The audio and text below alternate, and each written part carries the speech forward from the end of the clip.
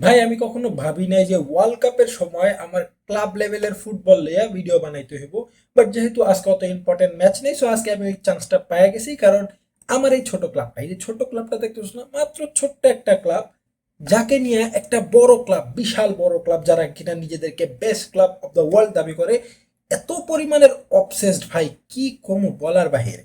So এই transfer market শুরু হওয়ার আগে আমরা রুমার শুনতেছিলাম যে বার্সেলোনা ডামফ্রিজকে টার্গেট করতেছে এজ এ রাইট ব্যাক হিসাবে, ব্যাকআপ হিসাবে।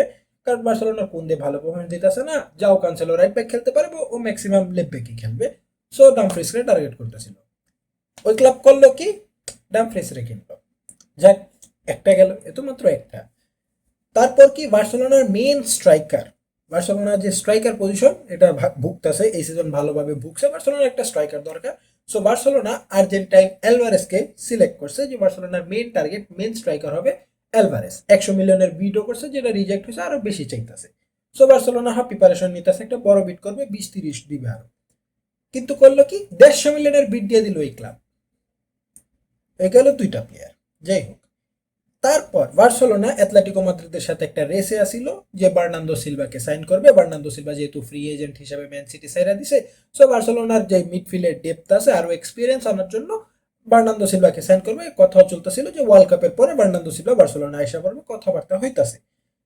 বাট হইল কি, রিয়াল মাদ্রিদ ওই জায়গায় ঢুকা বার্নান্দো সিলভাকে সাইন করছে। কয়েকদিনের মধ্যে আরেকটা নিউজ পেপার, যেহেতু বার্সেলোনা আরেকটা টার্গেট রাখছে, বার্সেলোনা বাস্টনের কাহিনী শেষ হওয়ার পর যেহেতু বাস্টন ইন্টার ছাড়তে চাইতেছে না, বার্সেলোনা টার্গেট করছে গর্দিওলকে ম্যান সিটি থেকে কিনবো। সো বার্সেলোনা ওই দিক দিয়ে একটু প্রিপারেশন নিতেছে। কয়েকদিন পর নিউজ পেপার যে রিয়াল মাদ্রিদও টার্গেট নিতেছে। ভাই কত পরিমাণের অবসেসড হইতে পারে। তাও কি, এই যে মেইন যে জিনিসগুলো দেখতেছো না, এটা একটা ম্যানেজার দ্বারা কন্ট্রোল হইতেছে। সে হইতেছে জোজে মরিনিও।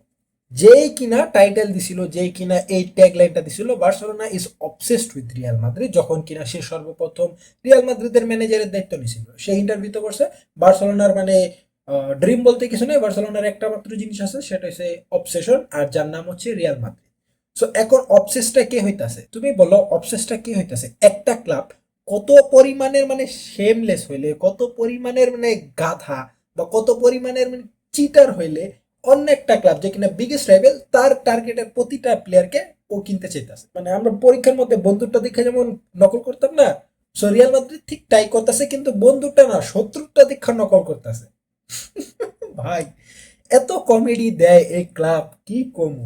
জাস্ট এক সিজন আগে যখন Xavi Alonso last season Real মাদ্রিদের দায়িত্ব নেয়, জাভি আলোনসো তিনটা বড় সাইনিং করে। একটা ছিল রাইট ব্যাক আলেকজান্ডার ট্রেন্ট, যে কিনা প্রিমিয়ার লিগের হিস্ট্রিতে one of the best right back. তারপর তারা টার্গেট করে ডিন হিউসেনকে, যাকে কিনা তারা রিয়াল মাদ্রিদের ফিউচার বানাইতে চাইছে, রিয়াল মাদ্রিদের ব্যাকলাইনের ফিউচার বোন বানাতে চাইছে। যেহেতু ইয়াং, অনেক ট্যালেন্ট আছে, অনেক দূর পর্যন্ত যাবে, অনেক সময় রিয়াল মাদ্রিদ তাকে রাখবে। এন্ড 3 নম্বর সাইনিং ছিল মাস্তানতুয়ানো রিভাল প্লেট থেকে, 55 মিলিয়নে, যে রাইট উইং পজিশনটা বা মিডফিল্ডের পজিশন বা রাইট মিডের পজিশনটা মাস্তানতুয়ানো দেখবে। এই তিনটা প্লেয়ার তাদের মেন সাইনিং ছিল লাস্ট সিজনে।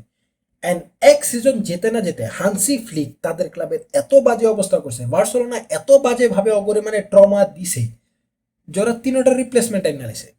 আলেকজান্ডার ট্রেন্টের রিপ্লেসমেন্ট কে? ডামফ্রিজ। ডিন হিউসেনের রিপ্লেসমেন্ট কে? কোনাতে। মাস্তানতুয়ানোর রিপ্লেসমেন্ট কে? Bernardo Silva. সিরিয়াসলি ভাই, একটা ক্লাব কত পরিমাণে ট্রমা সহ্য করছে বুঝো, বার্সেলোনারে কত পরিমাণে ট্রমা দিছে। ফ্লোরেন্টিনো পেরেস পাগল হয়ে গেছে। পাগল এত ইলেকশন দিয়ে দিছে, মাঝ ইয়ের মধ্যেই, সিজনের মধ্যে ইলেকশন দিয়ে দিছে। ইলেকশনে জিতছে, জেতারই কথা, কারণ হুট করে ইলেকশন দিলে কেই বা রাজি হইব। আর যেরকম ডিকটেটরশিপ আলা রুল দিয়ে দিছে, অন্য কেউ এসে সহজে খারাইতেও পারবো না। ও জানতো যে হয় জিতবই, সো ইজিলি ইলেকশন জিতছে। এখন পাগলামি বার্সেলোনার নামে উল্টা পাল্টা কইতাছে। And the বার্সেলোনার নামে যেহেতু উল্টা পাল্টা কইছে without any proof, without anything, Barcelona defamation case মেরে দিছে। হ্যাঁ, বার্সেলোনা এখন ফ্লোরেন্টিনো পেরেজের উপর ডেফিমেশনের কেস মারবে।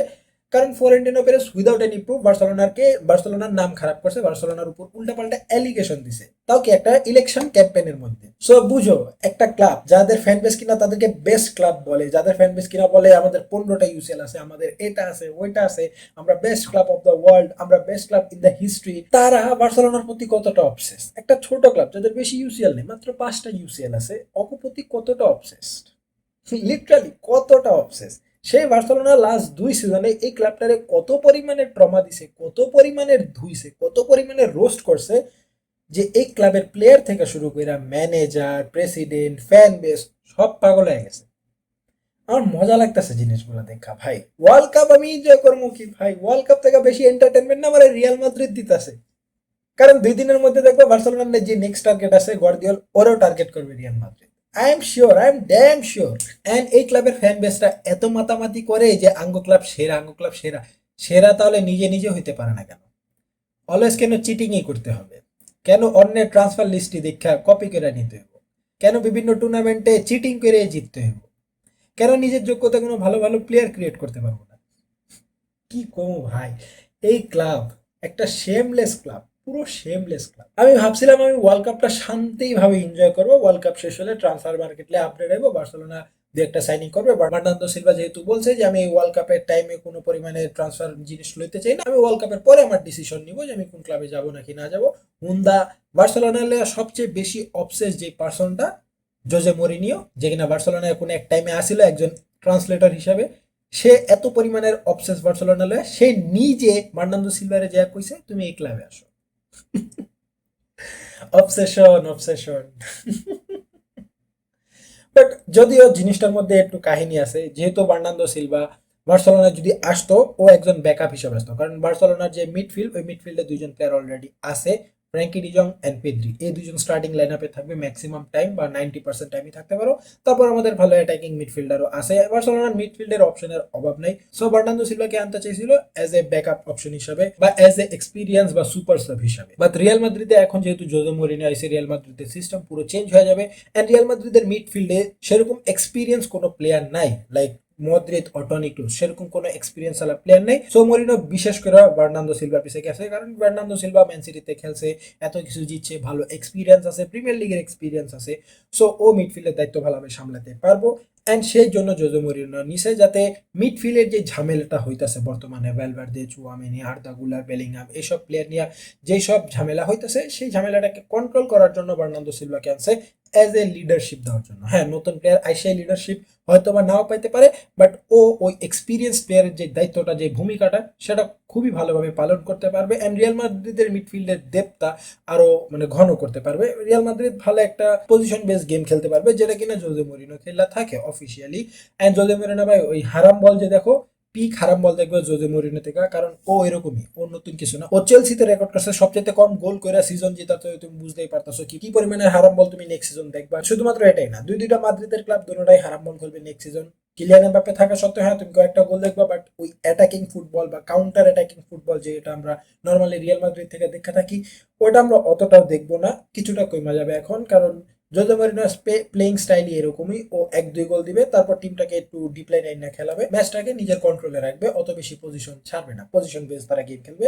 বাট রিয়াল মাদ্রিদ হলো এমন একটা টিম, এতদিন যা গেম খেলছে কার্লো আনচেলত্তির আন্ডারে, সেটা ছিল অ্যাটাকিং, পিওর অ্যাটাকিং। তারা পজিশন এত ম্যাটার করে না, তাদের কাছে যখনই বল আসতো তারা ধুমধাম অ্যাটাক দিত এন্ড ধুমধাম গোল স্কোর হইতো। এমন হয়তো কাম ব্যাক হয়ে গেত শেষের 2 মিনিটে 3 মিনিটে, এরকম জিনিস আমরা দেখছি। সো বার্নার্দো সিলভার সাইনিংটা অবভিয়াসলি জোজে মরিনোর ইনফ্লুয়েন্স হয়েছে, এন্ড জোজে মরিনো জানে সে বার্নার্দো সিলভাকে কিভাবে ইউজ করবে, যার জন্য ও এই জিনিসটাকে নিজে থেকে বেশি পুশ করছে, নিজে যা বার্নার্দো সিলভাকে কইছে যাতে ও জয়েন করে।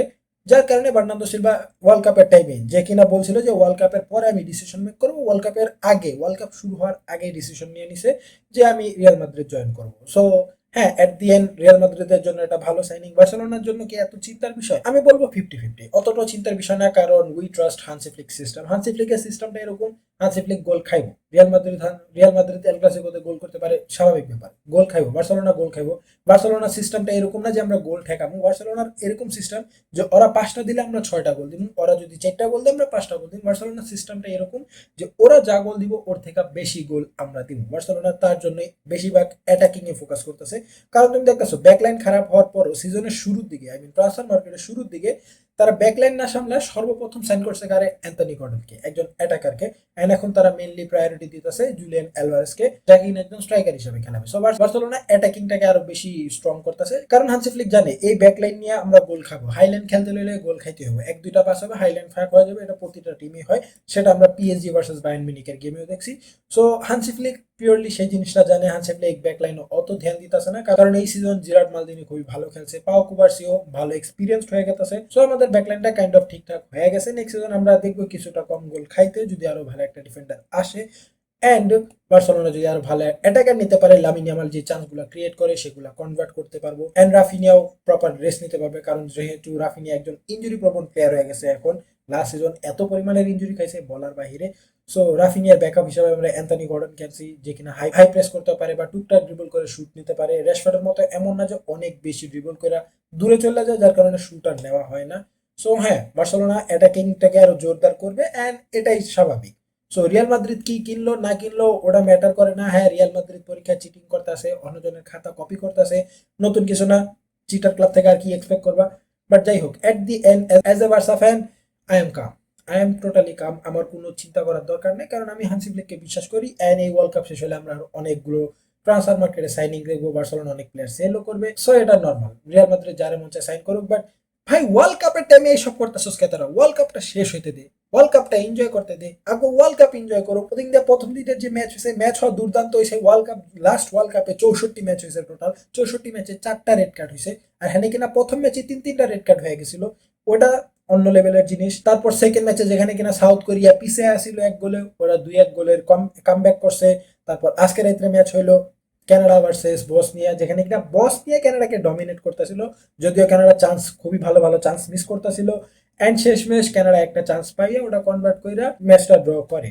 অ্যান্ড সকালবেলা ইউএস এর ম্যাচ আছে, এই ভিডিও রেকর্ড করে এডিট করতে করতে ইউএস এর ম্যাচ চালু হয়ে যাবে। সো দেখা হচ্ছে তোমাদের সাথে ওয়ার্ল্ড কাপের নেক্সট কোনো ম্যাচ রিভিউ ভিডিওতে। আনটিল দেন চ্যানেলটাকে সাবস্ক্রাইব করে দাও, যে কোনো সোশ্যাল মিডিয়া দেখা থাকলে অবশ্যই ফলো করে দাও, ভিডিওটাকে লাইক করে দাও, কমেন্ট সেকশনে জানাও তোমার এই ওয়ার্ল্ড কাপ নিয়ে মতামত, আর রিয়াল মাদ্রিদের এরকম চিটিং নিয়ে মতামত। দেখা হচ্ছে তোমাদের সাথে নেক্সট ভিডিওতে। Until then, peace out.